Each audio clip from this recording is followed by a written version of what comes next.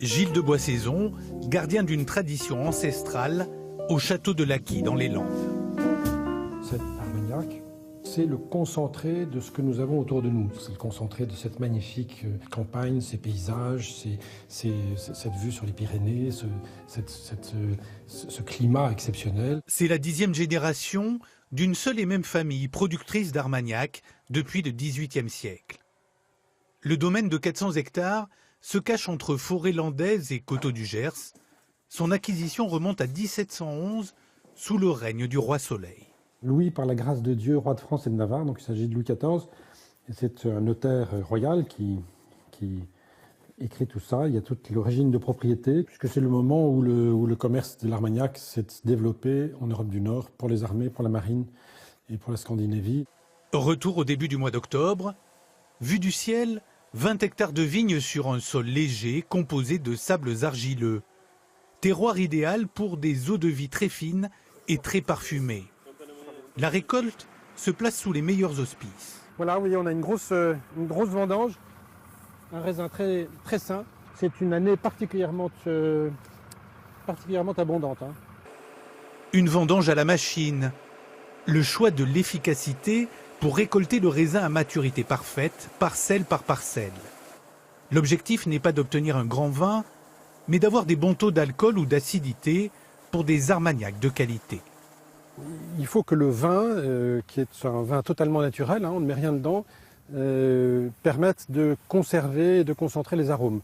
Donc ça, c'est très important. Voilà. Donc on a des arômes différents selon les cépages. Nous faisons une distillation, une vinification et une distillation par cépage et un vieillissement par cépage.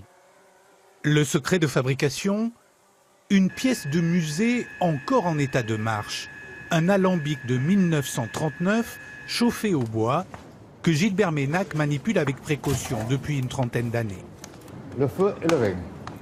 Après, ça marche. La distillation est toujours un émerveillement. Mais la vieille demoiselle, comme on l'appelle ici, peut être capricieuse.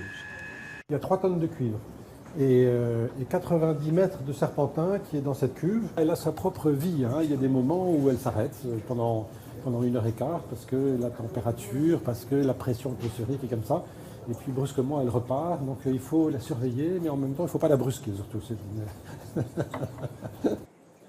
Une eau de vie pure à 52 degrés d'alcool en sortie d'alambic.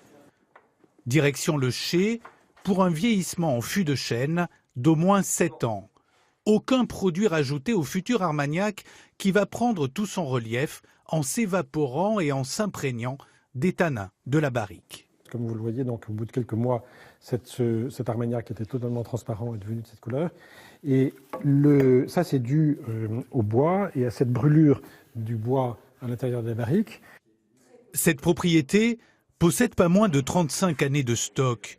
Une grande variété de millésimes et d'assemblages de différents cépages dont les œnologues apprécient la finesse. À cette température, on a une dominante de notes boisées, mais elles sont quand même déjà bien fondues oui, avec les arômes fruités. Ça, c'est un must sur le marché américain. C'est vrai. Principaux clients, les hôtels, restaurants et cavistes, mais aussi des ventes à l'étranger. Ces armagnacs correspondent notamment au goût des Américains. À consommer avec modération, une production de seulement 20 000 bouteilles par an qui, avec Internet, s'ouvre aussi à tous les amateurs de grands armagnacs.